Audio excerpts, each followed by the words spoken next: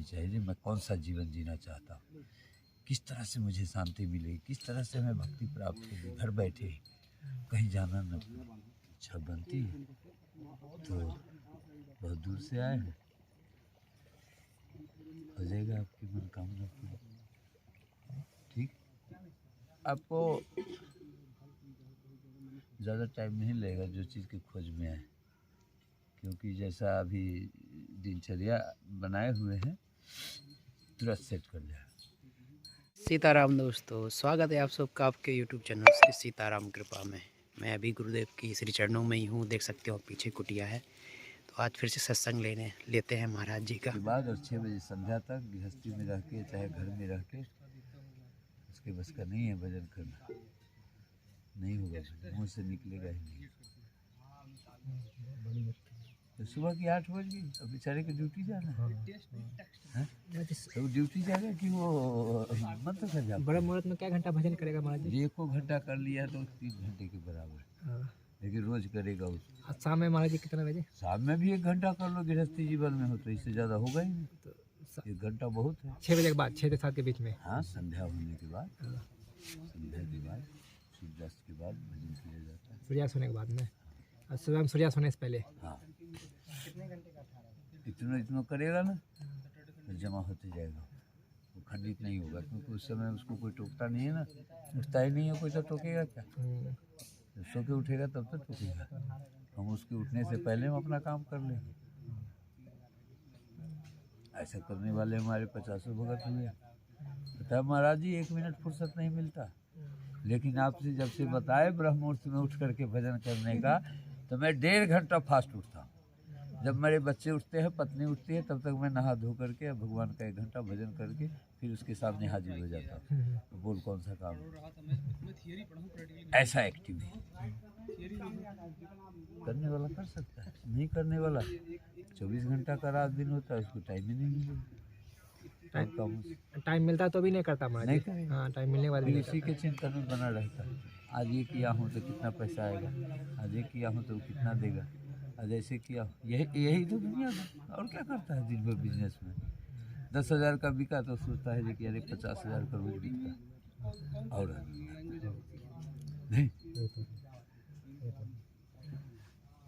अच्छा महाराज जी, 1 घंटा सुबह 1 घंटा शाम का जगह 2 घंटा ब्रह्म मुहूर्त में कर लेगा तो हो जाएगा महाराज जी? बहुत अच्छा और सुंदर, ब्रह्म मुहूर्त का भजन से अच्छा कोई समय नहीं। तो मुझे 3 बजे से लेकर 6 बजे के बीच में ब्रह्म मुहूर्त का टाइम होता है। बिल्कुल मैं भजन पालूँ और संतों का आशीर्वाद पालूँ, पैसा से तो नहीं हो सकता।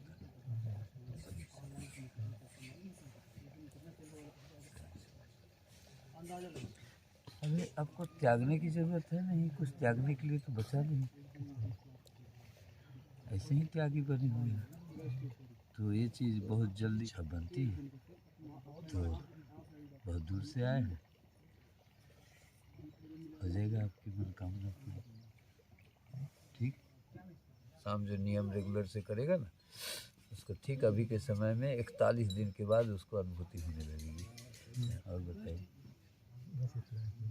और माता पिता का स्वास्थ्य ठीक है तो स्वाभाविक संस्कार वहाँ पर बैठ जाएगा ना, ऑटोमेटिक बैठ जाएगा। जिस घर में भगवान का नाम का उच्चारण होगा, ऐसा थोड़ी है जो हम अगर भजन करते हैं तो सिर्फ हम ही को लाभ होता है। घर में एक आदमी भजन करता है तो जितने परिवार से जुड़े रहते हैं उसका लाभ सबको मिलता है, शांति प्रदान होती है, सुमति बनती है, और जहाँ भजन होता है वहाँ से रोग भागता है शरीर का, चाहे जैसा भी रोग।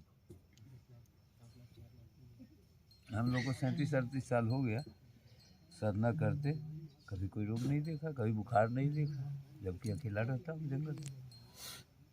कभी आज तक एक दिन के लिए भी आसन पे नहीं लेटा हूँ, चाहे जितना मेहनत कर लूँ, जितना जो कुछ करूँ, एक दिन के लिए हमको नहीं याद है कि कहीं मैं छुट्टी किया हुआ ठाकुर जी के शरण में आने के बाद एक दिन का भी नहीं। शरीर ठीक रहता है, मन खुश रहता है, नहीं? शरीर को तो जैसा बनाएंगे ना वैसा बन जाएगा। ये बनाने का चीज़ है, बनता नहीं है। हम इसको जैसे नचाएंगे वैसे केलू की तरह नाचेगा। अगर छोड़ देंगे इसको मनमानी में तो ये कुछ ना करेगा, बैठे बैठे सब कुछ खोजेगा। तो कितना दिन खोजेगा? जब तक है रखा हुआ कमा के तभी तक तो तू बैठे बैठे खाएगा। परिवार है, बच्चे हैं, दुनिया है, उसके लिए सबके सहयोग के लिए तो नित्य ही तुम्हें कुछ ना कुछ करना ही पड़ेगा, तभी जाके पूरा हो। मेरे तो बच्चे अभी भी नहीं है, मगर बाकी लोगों का तो कर सकते नहीं हैं। तो अभी फिर वही आनंद लेते रहे, पता नहीं फिर चित्रकूट आओगे नहीं आओगे। जब आनंद वही मिलेगा तो फिर यहाँ काहे के लिए आएंगे? हैं? आएंगे आऊँगा ना। हाँ? आप है इधर, साल में एक बार। आप है मंदाकिनी नदी है, सबसे बहुत बहुत सुंदर है, बहुत शांति भी है इधर।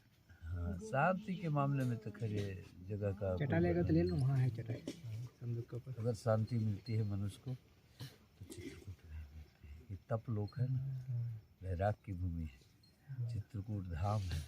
चौथा खासियत जो भगवान 12 साल यहाँ रहे हैं, त्रिकाल स्नान किए हैं, मंदाकिनी नदी, ये सब चीज़ कहीं किसी धरती पर किसी धाम में नहीं है। जो भगवान स्वयं अपना मनुष्य शरीर धर के जो किए हैं यहाँ, उसी का पुण्य बहुत है। इतना पुण्य है जो भेजदारी ले नहीं पा रहे। ये तो रोटिए में, कपड़ा में, दक्षिणा में जो है सब मैंने एकदम मस्त रहते हैं। धरती माँ है ना, इतना कचरा अगर कोई इंसान किसी के घर के आंगन में अगर जाके करेगा, जैसे दुनिया कचरा फैलाती है रोज धरती पर, एक बार भी नहीं सोचता है जी ये क्या है, करता है कि नहीं? कहाँ माँ नाराज होती है? सूरज भगवान तो उगते हैं तो गंदगी पर भी उनका सूरज पड़ता है और अच्छे पर भी पड़ता है। वो तो ये नहीं सोचते अरे उधर गंदगी है, उधर सूरज का प्रकाश मानते। ऐसा होता है क्या? नहीं होता। तो सब पर प्रकाश डालते हैं। गंदगी को भी मिलता है, अच्छा को भी मिलता है। और मनुष्य के ऊपर डिपेंड करता है कि मैं अच्छा बन के रहूं कि खराब बन के रहूं। इसमें भगवान का कोई दोष नहीं। हमारी इच्छा होनी चाहिए मैं कौन सा जीवन जीना चाहता हूँ, किस तरह से मुझे शांति मिलेगी, किस तरह से हमें भक्ति प्राप्त होगी, घर बैठे ही कहीं जाना न पड़े। एक बात तो सत्य है ना, आज तक जितने भगवान को दर्शन हुए हैं, संत को हो, नारी को हो, नर को हो, भूत को हो, प्रेत को हो, जिसको भी हुआ है भगवान ही जाके दर्शन दिए हैं। भगवान के पास कोई नहीं पहुँच पाया है, चाहे जितना बड़ा भक्त कोई बन जाए, क्योंकि भक्त को मालूम ही नहीं भगवान कहाँ रहते है। मालूम कोई आज तक पहुँचा है? ऐसा इतिहास में नहीं, न रामायण में लिखा है, न वेद पुराण में लिखा है कि भगवान के पास कोई पहुँच जाए। वो स्वयं आते हैं, उसकी इच्छा को पूरी करते हैं। कोई जरूरी नहीं है चतुर्भुज रूप लेकर के ही आए, वो गंदे रूप में भी आ सकते हैं, लेकिन ज़्यादा गंदा रूप हमारे राम जी नहीं पकड़ते हैं, ये भी बात है। हाँ, ज़्यादा औरों के तरह वो रूप नहीं पकड़ते हमारे ठाकुर जी। हाँ, उनको मालूम है कि अगर मैं असली रूप लेके जाऊंगा तो मेरा ताव को ये सहन नहीं कर पाएगा। यानी जो कर रहे हैं नित्य 1 घंटा या आधा घंटा या 2 घंटा रोज, इसका फल परिणाम क्या है उस समय सामने में आ जाता है। अभी ज़्यादा टाइम नहीं लगता। किसी को कितना भी खराब आदमी हो, अगर वो धर्म से जुड़ गया, भले पढ़ा लिखा नहीं हो, धर्म से जुड़ गया, उसको मन अगर लग गया, मन लगा लिया, तो 10 साल में भगवान उसकी सारी कहानी बदल देते हैं, सारी कहानी। और उसके पास कुछ नहीं, कुछ नहीं। जहाँ पर बैठने मात्र से ही साधना शुरू हो जाती है। धरती जो है चुंबक पकड़ लेता है, तो धरती की आकर्षण मनुष्य को पकड़ के बैठा देते हैं। मनुष्य का आकर्षण है। मनुष्य अगर नहीं चाहेगा तो कोई भी धरती पर बैठ नहीं सकता, अस्थायी रूप से नहीं बैठ सकता। इसके अंदर आकर्षण है, जो भाव में रहता है ना, भगवान में रहता है ना, उसको धरती तुरंत अपना बना लेता है, क्योंकि पूरे कण कण में चरण रज है ना ठाकुर जी की। चित्रकूट के कोई ऐसा धरती कोना नहीं जहाँ उनका चरण रज नहीं पड़ा है, तभी तो घर बनाया इसको। गए तो सब जगह, भारत की सब जगह गए, जहाँ जहाँ गए सब जगह धाम बनी। चित्रकूट का है क्यों महानता दिया गया रामचरितमानस में? सब धाम का उतना महानता दिया होते हैं, यहीं का क्यों महानता है? क्योंकि भगवान जब वन में आए थे तो उससे पहले कभी कोई यहाँ चित्रकूट नहीं आया था न। राजा जनक आए थे, न वहाँ से कोई और साधु संत ऋषि मुनि आए थे, लेकिन भगवान जब आए धरती पर तो पूरे विश्व के स्वर्गलोक तक, तपलोक तक जितने भी ऋषि मुनि देवता देवी सब भेष बदल बदल करके चित्रकूट में आए। इसीलिए यहाँ की पुण्य की बखान यहाँ के आदमी की बस की बात नहीं कर देगा। यहाँ खाली पुण्य पुण्य तो है, खाली गलत ना करो तो पुण्य रोज प्राप्त होगा, पुण्य रोज प्राप्त होगा।